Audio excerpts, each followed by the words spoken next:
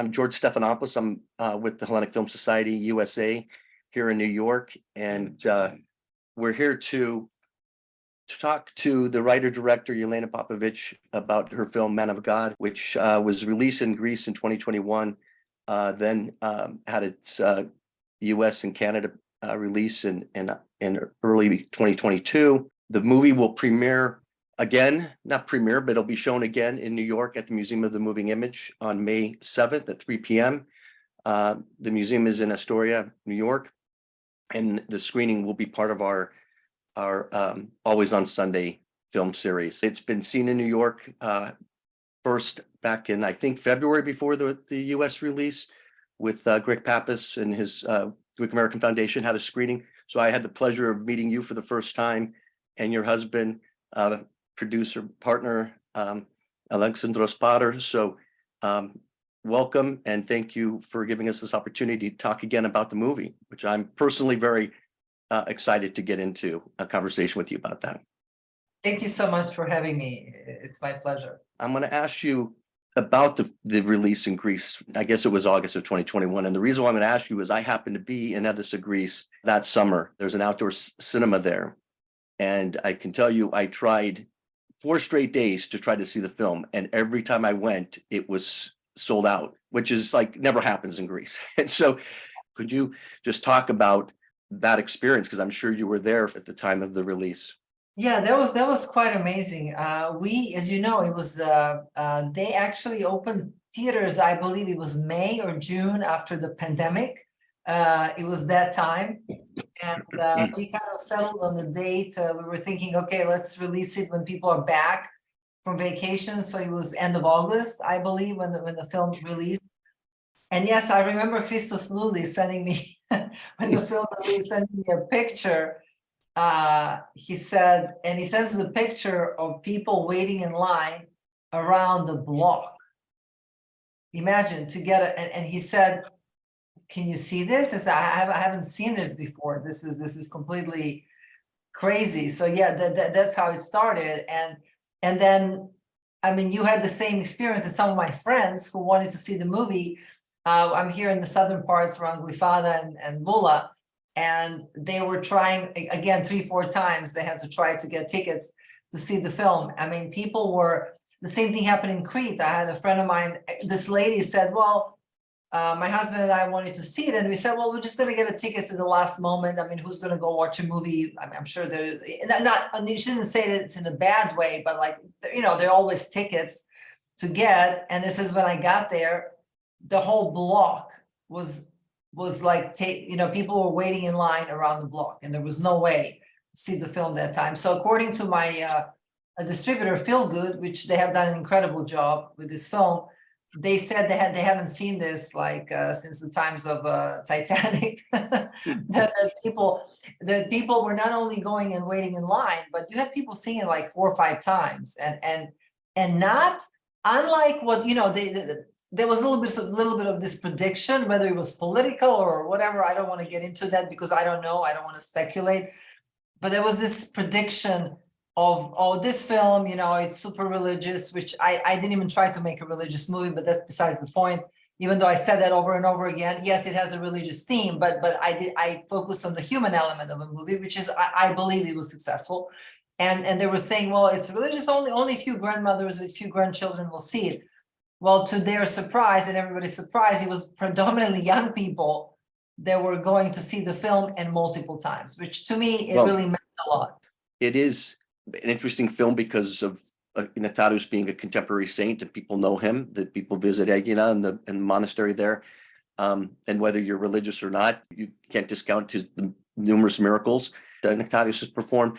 So it's going to appeal to people, you know, as a film. And of course, it's well acted. It goes so far as to say brilliantly directed, because I've very interesting to hear you talk about all the things you did in terms of the techniques to get the performances that you wanted, and the look that you wanted, and the sound that you wanted. So that's all very complicated stuff, and not everyone appreciates it. I think I'm looking forward myself to seeing the movie again now, knowing more about the movie and you and your husband and what it is that you guys set out to do. I achieved what I wanted to achieve, which was to show this incredible story of this incredible man who was unjustly prosecuted just because he was just and honorable and he wanted to help people. And it had an effect on all sorts of different kind of people, you know, from very young people to older people to different, you know, whether the people that were religious, they were not religious. And this is what I was trying to do, and it happened. So that's why that made me very, very happy. After it left Greece, you know, where did it go first? You know, was it before the US release? Was it elsewhere in Europe? It went to Russia, Serbia. Okay, these are Orthodox countries, and then it went to France. France released the film, and you know, French market is one of the biggest European markets. And what's incredible is it did very well, and it got incredible reviews. And these are not Orthodox publications. Some of them were not even religious publications, and we've got like the best reviews out of France, which to me, again, it's I feel really good about it because I know that they're tough on reviews, and they appreciate good filmmaking. So to me, It was released in theaters in France? In theaters in France, and Wow. it did extremely well. So that's it was yeah, through a company, Sage Entertainment. They release usually films that are similar to Men of God, but they have reached huge impact, and it did very well. I mean, they were very happy, and again, I'm talking about this time, even though I'm saying, okay, reviews one way or another, you know, I do what I do from my heart, and I try to execute what I feel that I want to communicate with people. As long as I can do it, I feel like it's a success story for me personally. But it felt really good to see that that France really accepted the film. Such a, you know, it was a very big success there. Did the film get shown at Cannes at all? No, At and any the point? festivals, you know, okay, we got to be realistic about something. You know, even though yes, I believe I made a film that could go to certain film festivals, but maybe the subject matter is not so appealing to the film festivals. It's right now at this stage and age is not something that they would welcome so easily. So yes, but regardless of that, even though I knew the film festivals might not want to accept this film, it had its run. I mean, it went to Moscow Film Festival, which is also very tough to get in. Believe it or not, they have a lot of, you know, and it won Audience Award for the best film. It was in the main competition. We won quite a few international film festivals in Italy. Interestingly, Italy really appreciated the film. Then in the US as well, there was it went to Phoenix Film Festival, which has nothing to do with religion. So then there was obviously there was the one in Buffalo, New York, that there was Christian Film Festival. We won everything there, but that's Christian Film Festival. So I'm talking about we were at those, and then we were the ones that had nothing to do with religion and actually did very well. So all in all, you know, No, those screenings and festival screenings and the awards that you receive, I mean, it all adds up, and it is important. I mean, even on our website, we highlighted that the film was a winner of 10 film awards and was nominated for 2 Hellenic Film Academy Awards, including Best Actor for Aris Savatellis, who plays Nektarios. So obviously, congratulations just on all of that. But it's really excited that how you chose to release the film in the United States with all the challenges of trying to get theatrical distribution. And so the movie did get to be seen on 800 screens. Yes, but that's unusual. You see, this is the first film about Orthodox saint, so to say. It just happened to be film about the Greek Orthodox saint. Is the first film about the Greek Orthodox or any Orthodox saint that gained a worldwide distribution. In France, in Australia, it was a theatrical distribution. Okay, if we take out the Orthodox countries, which obviously did extremely well, then South America bought it, United States. So it went everywhere. South Korea, you know, these are not Orthodox countries, and they gave the film proper distribution. So this is something that happens only if people really like the product and they're interested in what you have to offer. So this is the first time it has happened. And again, it goes back to, I feel that maybe my kind of focus on making this film very personal. It was a very personal film to me. That's what I wanted to say. I think it's very important to understand this. From where I studied at Playhouse West, it's a very good acting and training for actors and directors, and basically that derives from Stanislavski's method, which is what group theater did, which is what Actor Studio did for many years, and I really learned my craft there. So one of the main things that all of us kind of try to do, whether we are on the stage performing as actors or directing or writing, we're trying to live truthfully under imaginary circumstances. That's something that it's very much ingrained in method actors. For example, Elia Kazan was a method actor at the group theater, decided to be a director. He did very well, obviously, he did incredible work. So just one of examples, he was Greek. So that's why I'm mentioning that. So because of that, I think that I really apply that method to this because it had a religious theme. So one had to be very careful, because once you pick something with a religious theme, it's a slippery slope. You can really kind of you can make one little mistake and it can really go all down the drain.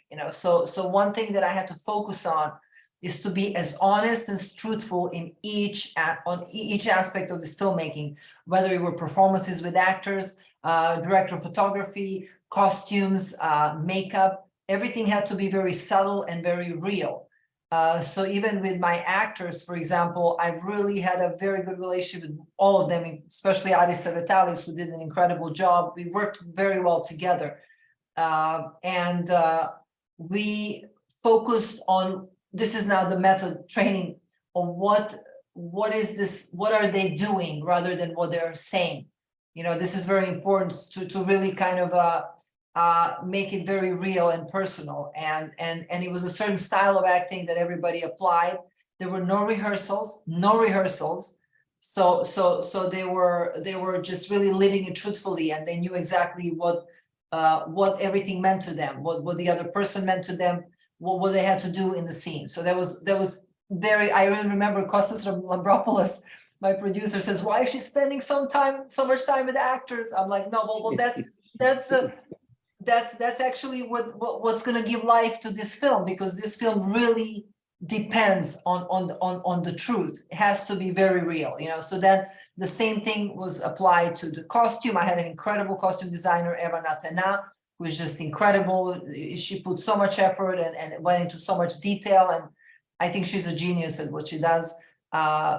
Everybody, I was fortunate to work with an amazing group of people. Director of photography, Panayotis Vasilakis, was a great guy, a great DP. But apart from that, we had a very good understanding for each other. And he had a very good understanding of who I was and what is this that I wanted to communicate.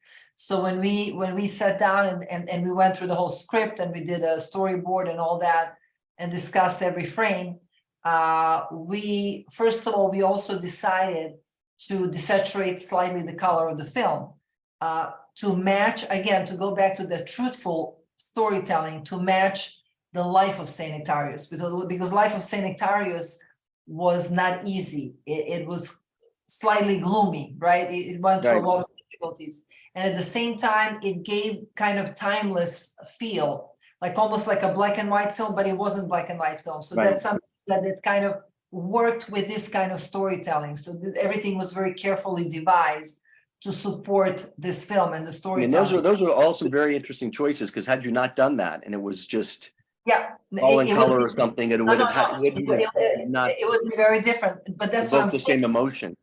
Exactly. We had to go along with what we were trying to communicate. Another thing that we did, we used a different aspect ratio. The little bit more narrow kind that was used in the old movies. And why did we decide to do that? Is because we wanted audience to focus on the character and inside of the head of the character rather than on the surroundings. So the film was made, the way we shot the film was from inside out. the fact is, you said you put yourself in every one of these scenes Yes, so that yes, you knew what it was you needed to get out of the scene yes, yes, because you personally could relate to everything that was absolutely. happening. No, I was very clear on what everything meant to me. Right. I already had that in me because of the story that I chose to tell, but I also had to work even further to kind of be even more specific what every frame meant to me in order to put myself in there. So if I can really feel what I'm doing, then there is a potential, honest potential that the audience will feel it too. Because if I don't feel it, there's no chance that the audience is going to feel it. So this is something that we know from our method training. Well, it's very interesting, just that you chose to do what I'll call a biopic on the life of Nektarios, and you came to this place through your own journey and life in the church and learning and reading about the faith. But one of the things that, I'll just mention here in case our viewers don't know the life of Nektarios other than what they see in the film, right? He was born in 1846. He died in 1920 at the age of 74. He was ordained a monk at the age of 30, continued his education, and I think it was in his mid-40s that he was made a bishop, and then eventually given the post in Egypt, where he was only there for a year before he was forced out. And you chose to start the film, at that time, and you say there's many ways that you can tell the story of the life of Nektarios, but you chose these very two beginning and end points. So I would, if you could maybe speak to that specifically. Was it, look, we only have so much time in a film, or this is the thing that can be most dramatic and it's the thing that's the most important in telling about what happened to him? I focused on the premise. This is another thing. You have to have a premise. Okay, I'm making film about Saint Nektarios. That's fine, but what am I making a film about? That's another thing. So that's what every filmmaker should ask himself. Okay, yes, it's a story and it's a big story, but what is this exactly that I'm trying to say in this film? So one of my main premises was that the unhealthy desire for power and riches is what destroys human soul and causes problems for humanity. This was one of the main premises, and that was in every single scene of the movie. If you watch the movie from the beginning till the end, you will see it. Now, there are always other underlying premises of the film, but that was the main one. And that's something that I felt that I was the most passionate about. And therefore, I was telling a story that I had, so I focused on that premise, and I felt that there was a movie there. The movie that has a real drama, because the faith cannot be dramatized, religion cannot be dramatized, but what can be dramatized are truthful relationships between people that basically produce conflict, and this is what creates drama. So this is what, so I wanted to make a dynamic film where even though if people don't know who he is, they can kind of hopefully bring them in so they can experience what he's experiencing, and at the same time tell a story that's familiar to everybody, story that of persecution, unjust persecution, suffering, we all go through that, and then make it more compelling in the sense it's like to feel like, so you don't kind of lose yourself in a story. So there's always a cause and effect, because he goes through suffering from the day one until the end. So that makes it more compelling and interesting to watch. It's hard to even believe what happened to him in Egypt, then let alone all of the problems he continued to confront back in Greece, and even when he was running the school, and then starting the convent, and then ultimately resigning from his post at the school and being full-time at the convent, to then be accused of hoping is going to rest at the monastery. And then being told, he's being accused of immorality, and the church never recognized the convent. You kind of wonder, okay, he was made a saint in 61. So the question is, what does that say about the church? And I'm sure for a lot of people, it's like, this is the problem they have with religion and organized religion. But I think you make the point, and again, I've heard you talk about this. It's like, yes, these are human beings, they're sinners, things happen, people make mistakes. The church is rife with politics and all the rest of it, but you don't, that's not why you go to church. You kind of separate and the two, and I think there's a line in the film where Nektarios's assistant says, like, if what happened to me, if what happened to you happened to me, I don't know that I could continue. And he's saying, woe to me if my my faith depends on other people, or something to that, paraphrase, on other men. And so I think that's the whole point of, like, how he lived and how he was as a person and as a priest, and all of his writings, all of his teachings, all of his ministry. I mean, it's just, yet he was persecuted by the church. Yes. And it didn't only happen to him, it happens to a lot of people. Again, the church is the body of Christ. You know, we have our leaders of the church, which I personally respect, but you know, they have to decide that this is their job to who's gonna govern which part. But ultimately, to me, as believers, we should focus on getting developing our relationship with Christ, and going to church to get closer to him, not to pay attention so much to what's going on, because then we miss the point. We miss the point of and we're losing out. I mean, there is so much treasure out there. I don't talk about that from some book I have read. I talk about that from my personal experience. I'm somebody who has experienced that, really experienced that. I mean, I don't think I would have even been alive if it wasn't for my faith and my closeness to God.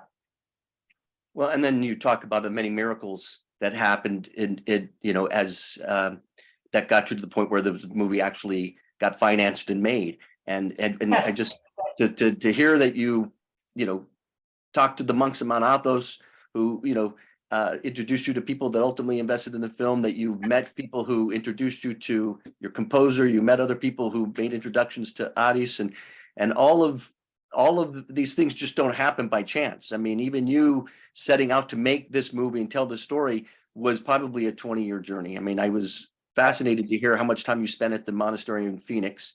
Father Ephraim, I was going for 15 years while he was there. And I got a blessing from him to make a film of Saint Nektarios. I already had a script. And then after that, I don't know how many years later, he did pass away, but he sort of, I still feel that he... Well, that's what monks do. They pray for us, and all of what happens in our lives is thanks to the monks at Mount Athos.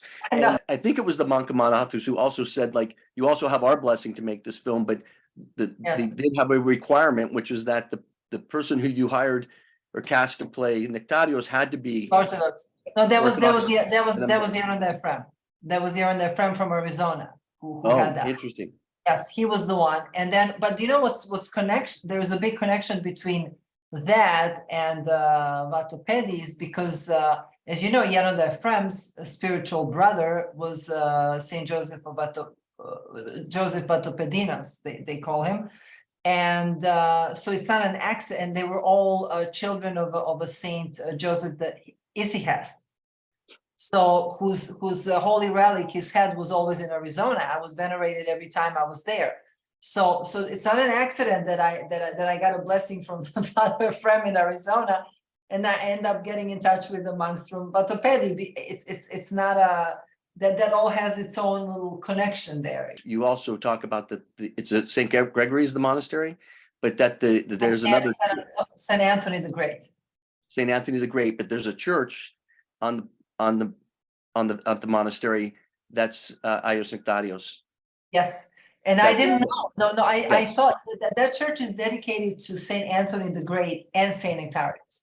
So naturally, all these years I'm there, and I'm going, and I just think I see the icon of Saint Nektarios to the right, Anthony the Great to the left. So, but I never thought the church is actually dedicated to Saint Nektarios. It was only when I asked for the blessing 10, 15 years later that they told me, you know, that the church here is dedicated to Saint Nektarios. And I was like, oh, I'm sorry, I didn't know that. And I realized I was coming here all the time. I didn't even know that. It's kind of sad. What's it been like for you, sort of before and after, right? So you have all of what you went through to make it, and now it's a couple years later, the movie's out in the world, but it's as time goes on, I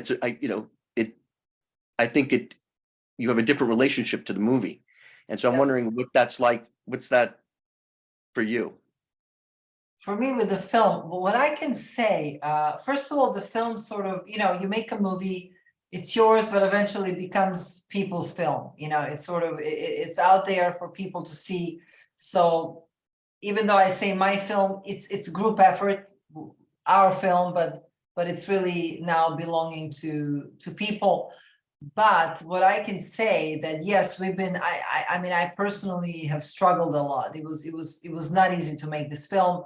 Everything looked like it's never going to happen, but then it did happen. So, but in a way, it was good because it mimicked the life of Saint Nektarios, and I think it gave us through those extreme struggles and inevitable moments when we were faced with whether we're going to finish the film or not. It gave us this extra layer of ability to put that extra layer of suffering in the film, which was needed for this particular film.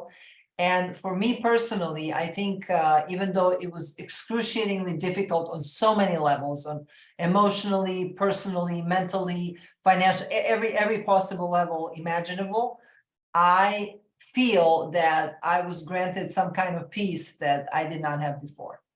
And I've either gone a little bit crazy and I feel more peaceful, or it's a real, or it's Right. which I believe. I don't think I think I am pretty clear in my head still. So I think it's the peace that was given from the outside, that it's that peace, a little bit of it at least, forever I am capable of carrying, that one can really experience this peace that it's there regardless of what happens to you in this life. And that's what obviously the saints have, much higher level. I maybe got very smallest amount, again, in proportion to who I am, but it's something that it's really real, and that's quite amazing. It rejuvenates you, and yes, you feel like you're a child or something. Small things make you happy. You notice beautiful things around you. It's interesting. And looking back at the movie, are there things that you wish you did differently, or things that didn't happen because of for money reasons, or certain things happened on set that prevented you from being able to do? This is not because I think I'm good, but even with my other film, which was much smaller and stuff, I don't hold on to that. Maybe that's weird. I'm grateful that I've done a film. I'm sure if I had a chance to do it over again, there might have been a few things that I would have done differently. But I was very grateful that we were able to finish. I mean, we didn't have to reshoot one scene. Now that was thanks to such a heavy preparation, which also has we worked on it for a long time. We were supposed to start on March 16th, but then it got moved to June 8th, because of the pandemic. And even before that, we had so many months to prepare. So the preparation was so detailed that, yes, we could have always done more, but I think because of I didn't run out of time. It wasn't like, oh, I wish I had more time to do this or that. That wasn't really the case. So the only thing would have been if I can look back and say, okay, maybe I should have done this here or there, but I feel like, thank God it was finished. At one point, there were a couple of points that not many people know this, but now I can say that there were moments that I felt like we did not know if we were going to finish the movie, and I felt so bad, like I felt so responsible for this because it was a story of Saint Nektarios, and I knew that people that were part of this film really were doing it not just because they were obviously compensated for their work, but they were doing it from their heart primarily, and that's why it was a huge responsibility, and I don't think I could do a film again like that, on like where yes, I can do the film. I can struggle through making a film because everybody who makes films, they struggle. You know that very well. But I mean, this was a little bit over the top as far as you know, kind of not knowing what's going on, and it was just too much pressure. It was way too much pressure. The fact that I had I have a little bit of that I had heart arrhythmias and I ended up in a hospital a couple of times, and I had to film the scenes holding ice to my chest so I would be able to finish it was very difficult. I'm sorry to say so. So that part, it's maybe that's why I feel good right now going through all that. It's like some mega exercise. I don't know what it was, but Well, was that a 7-week film shoot? Was that when? 7 week film shoot. Yeah, It so was it was- summer. It was really hot. But hey, you know, one thing that I can say, everyone on the set was wonderful. In front of the camera, behind the camera, people were so kind. I would never forget their support and faith in me, and I would never. And it's actually, it felt sad when we had to say, okay, now it's finished. Maybe we'll work on another project. So that was the, yeah. I just sort of, in closing, I wanted to just, you know, just share with you the experience that I had making my movie in Greece, which was not a movie about the life of a saint, but it was about the lives of Greek people, and it was the church was very featured prominently in the movie, and all the rest. And it was not semi-autobiographical, but very much a film that I made that was inspired by my relationship with my dad, who was a Greek Orthodox priest. And I made the movie with Viewmaster Films, Kostas Lambropoulos. Like you, I got introduced to him, and he really helped you see it through, as did my actors, Manos Gavras, who's in your movie, and Alexandros Milonas was also at the in my movie, and your editor, Lambis was my editor. He is fantastic. We worked so well together. Yeah. So I feel like after my movie, you came in right behind me, and you know, and Kostas got to make another movie, and I'm sure he probably had to laugh at my movie being what it was, and then being on one extreme, and then getting to do a movie that was, again, I won't say overtly religious, but it's like a human story about a living contemporary saint. I mean, it's just so interesting if you think about it from his perspective as a producer in Greece, getting to do all these types of movies. Of course. I would like to stress, it goes along with what you're saying, that Kostas Lambropoulos played a huge role in making this film. Like, he believed in this from the beginning when nobody believed in the film. And I'm so grateful to him that he stuck around. There were moments where he was worried himself if we could have finished or not. I'm sure he had a few heart attacks thanks to this film, but he really stood by us, and he was there. And I just want to shout out that I'm very grateful, and yeah, I think he did a great job. I applaud you and your team that you you made this film. It was an enormous undertaking, and then I'm blessed that it's out in the world in so many countries, and that people have embraced it. That, and not just, as not just Greek Orthodox, but a wide audience. And if those who haven't seen it, they should see it. And we hope to pack the house on May 7th. I'll remind our viewers that the movie will play as part of our Always on Sunday series in May. And of course, even if you can't make the film, you can find the film online, or you can buy it. Amazon Prime. Yeah, Amazon. Yeah. Congratulations again. Thank you so much for making the time to talk to our organization and to our viewers about Man of God. My pleasure.